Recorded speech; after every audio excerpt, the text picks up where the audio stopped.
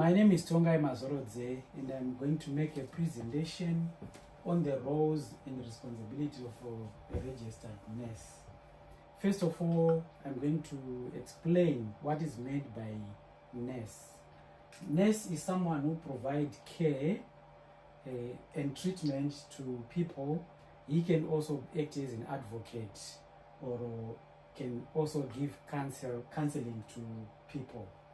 So, on my slide, I'm going to take you through the recent changes and their impact on the role and responsibility of registered nurse. So there are many factors that can influence the changes and the impact on the roles and registered nurse. So there is social change. On social change, there is clinical pathways, individual care plan, check and follow up, clinical guidelines, clinical protocols, and patient pathways. All these are medical guidelines that are followed by nurses. For example, on a clinical pathway, the nurse should do an assessment on an individual or a patient. Then after that assessment, they should draft a care plan, an individual care plan. Then they should also do some checks and follow-ups. Then finally, they should do an evaluation on the treatment and care which is being provided following the individual care plan. Then we also have technology. Technology plays a vital role in our day-to-day life because they make our job easier. As much in the nursing field, most of the work is now computerized. For example, now the care planning is being done on computers. There was also new diagnostic and screening and procedure. So on diagnostics, for example, neurodevelopmental disorder, then there is also, like, if you want to investigate and do screening procedure, examples of these procedures are blood pressure, sexually transmitted disease. Those are some of the examples of cleaning procedures.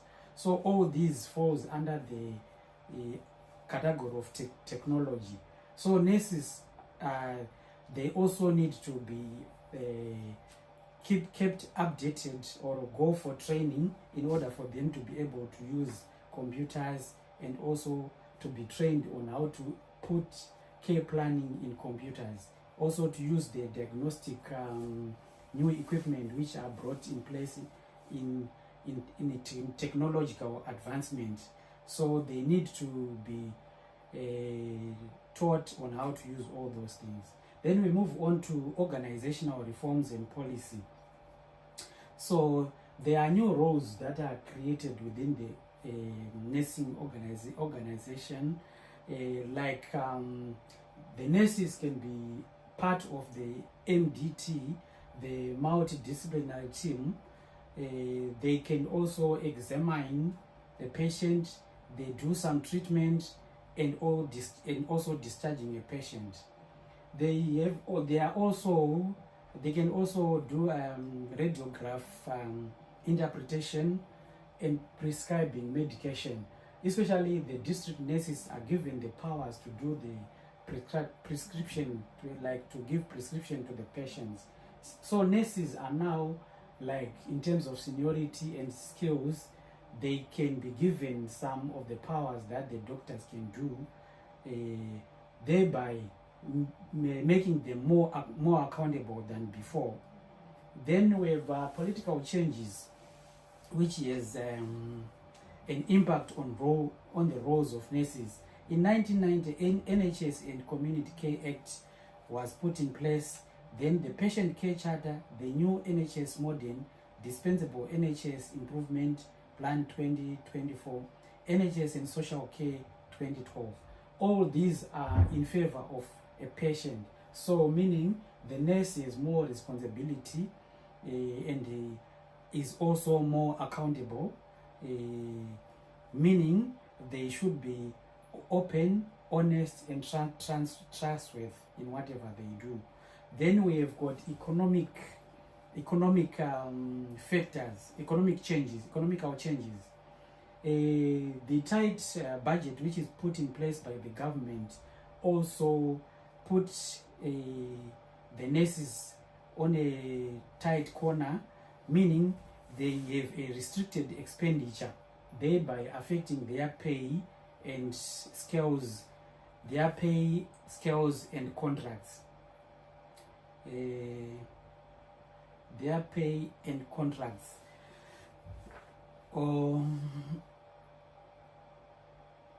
Their pay and contracts, thereby affecting them on the inflation and rising costs. Then we have professionalism. Professionalism is a change that is within the nursing profession, whereby the nurses should be open and honest in whatever they do. Their actions are also evaluated through patient feedbacks, meaning a survey can be carried out whereby patients give feedback on how nurses discharge their duties, and this feedback is helpful to panel beat and also make nurses accountable for actions which they do. They should also be competent in their duties. They should be problem solvers and reflective on their practice. The role of nursing and midwifery council in relation to the nursing practice. NMC is the regulatory body for nurses and midwifery in England, Wales, Scotland, and Northern Ireland. It plays a fundamental role because it sets professional standards. Professional standard meaning professional attributes, knowledge, understanding, and skills for nursing and midwifery. They make sure that every nurse who is employed has knowledge, understanding, and skills for the job.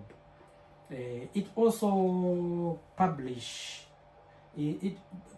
guidance on issues such as professional duty of conduct. Professional duty of conduct meaning nurses should tell the patient the truth about something that went wrong. They should also apologize to the patient and also to the family of the patient. They should also explain fully to the patient what actually happened, and also the long-term effects and the short-term effects on what had happened. And by doing so, they should be open and honest with colleagues and employer. So that's about the duty of the professional duty of conduct. The NMC deals with concerns and complaints. When nurses have complaints or concerns, they can forward them to the NMC so that their grievances can be resolved. On the other hand, the NMC can also investigate allegations against nurses. When there is an allegation, maybe on the nurse, maybe they should, the NMC will make an investigation to make sure and see whether it's true, if the allegation is true, and they can also put a safeguarding between the patient and that nurse during the process of the investigation. NMC can give cautions, conditions of practice order, suspensions, or removing orders. Suspension, when there is an allegation for the nurse, that nurse will be suspended until the investigation is through. So those are some of the powers that the NMC have upon nurses. It provides the code of professional standards of practice and behavior of the midwifery and nurses. It is also responsible for the revalidation, meaning the nurses need to renew or the renewal of nurse registration every 3 years to confirm if they are fit to practice. The implication of the code of nursing practice and the role of the registered nurse. Accountability is one of the very important item that needs to be recognized on the nursing profession. The nurses need to be accountable, meaning they should be open and honest in whatever they do. Nurses can raise concern with their employer, professional board, or a union. This concern might be maybe if there is poor staffing in their field, and also if there is limited resources, maybe they don't have enough resources to use to execute their duties. They need to raise concerns. The components of clinical governance. There is risk management. Risk management whereby the nurses identify a risk, and also they need to learn, they need to draw out lessons learned from those risks that is occurred. There is also clinical audit. This clinical audit improves the quality of service delivered by the nurses. There is continuation of professional development, which means nurses, there should be an ongoing process of learning to improve their skills, knowledge, and understanding of their job. Effective evidence-based care. Patients and care experience. They can also get feedback from patients and care experiences, staff and staff management. Nurses should also work in partnership with patients and their families, meaning they should be honest to the patients, they should be honest to the families. To the families, they can also tell how the patient is improving, or even if the patient is deteriorating, they should tell the truth. Work with their families. Nurses uphold the codes, the 3 codes: professional standards, values, and principles. Complaints against nurses.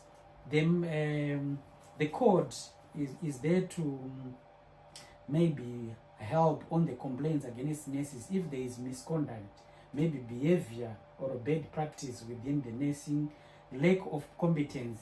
If the nurse is competent, is not competent, bad character, then seriously ill, if maybe the nurse is seriously ill and can't execute the duties. Raising concerns. It can also help on the raising of concerns, that is putting people first, open and honest. Then they should be open and honest to the patients. How to raise concern, advocates, the code 16 Act, that is they should act without delay.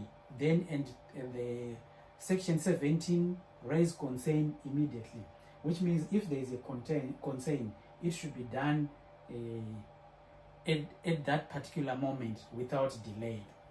If there is another person, that is if there is another person at risk. Informed consent. They should obtain consent from the patients in whatever procedure which they should carry out. They should be given consent by the patient, and also the patient should be informed in whatever procedure which is being carried out. Any examination, interventions, research, or teaching. The need of for the effective communication in multidisciplinary health setting.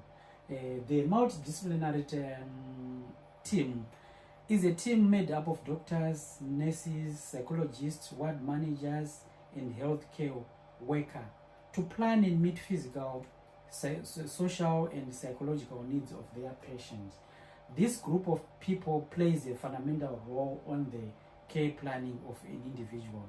MDT effective communication should be guided by clinical pathways, shared protocols, clinical guidelines, and patient-centered coordinated care.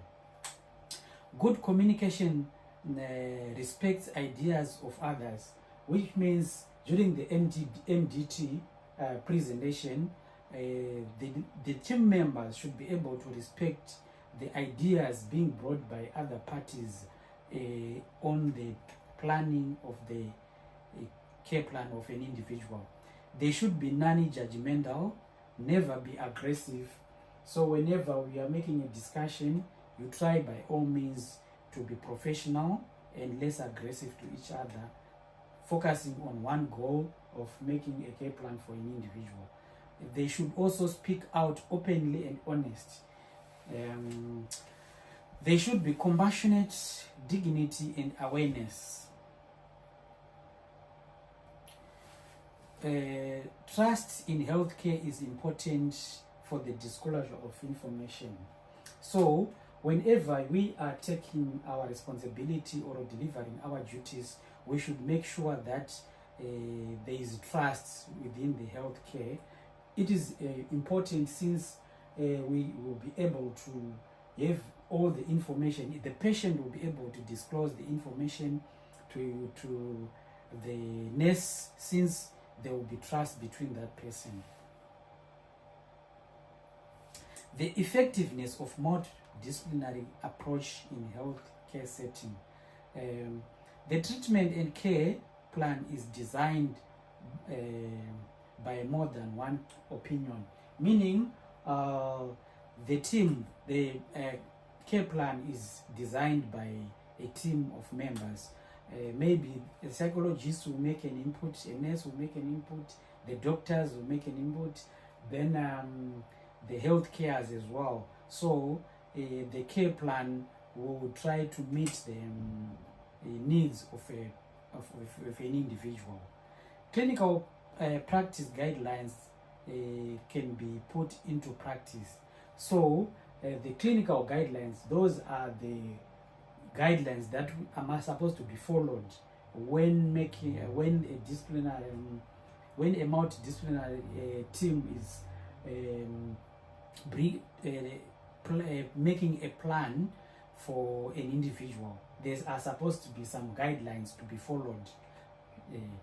There is also audit of care will be continuous and evaluated effective outcomes. So an audit will be done and continuous and evaluated for effective outcomes. It gives the opportunity of sharing ideas beneficial to patient. Since we have the MDD comprises of different people from different settings like psychology, nurses, doctors, there is an opportunity for them to share ideas which are important to the patients. It involves partnership care planning of patients, reduce clinical errors, and complaints can be addressed.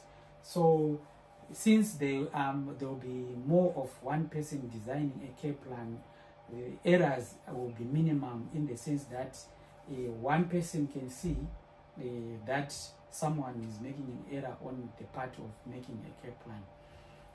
Those are the positives on the effectiveness of multidisciplinary approach in the healthcare setting.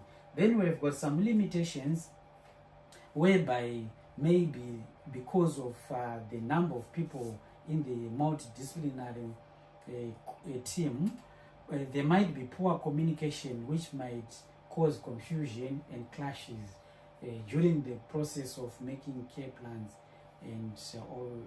Then boundary settings of the team might be challenged, because there are some boundaries which might be set during the MDT sitting, so those can be challenged by other people, so thereby affecting the whole process of planning. A patient's healing progression be affected by a change in a team member. Maybe a team member might be changed, like if one sits in the MDT today, then tomorrow the team member might be changed, then someone else come. This might affect the progression of a patient on the healing process. Time may be wasted and progress affected because of too many people in the team. The effectiveness of our multidisciplinary approach, then we on its effectiveness, the multidisciplinary becomes effective because it involves the use of approaches such as care pathways, clinical guidelines, clinical protocols, patients pathways to guide effective communication and planning of patients. Those pathways are very important because they give guidelines. They are like a syllabus to be followed on the planning of a patient, on the planning of the care plan of a patient. The multidisciplinary team comprises of doctors, nurses, psychologists, therapists, ward managers, and healthcare workers in designing a care plan. So it also becomes effective basing on the number of people from different sectors, from different areas, to give ideas. In summary, the code of conduct is the syllabus to the nursing and midwifery professional guidelines. Then we've got the duty of conduct. It's also important in the recent changes implemented in the nursing and midwifery for accountability, auditing, evaluation purposes to maintain patient-centered approach. The multidisciplinary team formed to craft treatment care plan of a patient using combined special skills, knowledge, and experience to meet the health needs of a patient. Thank you. That's the end of the presentation.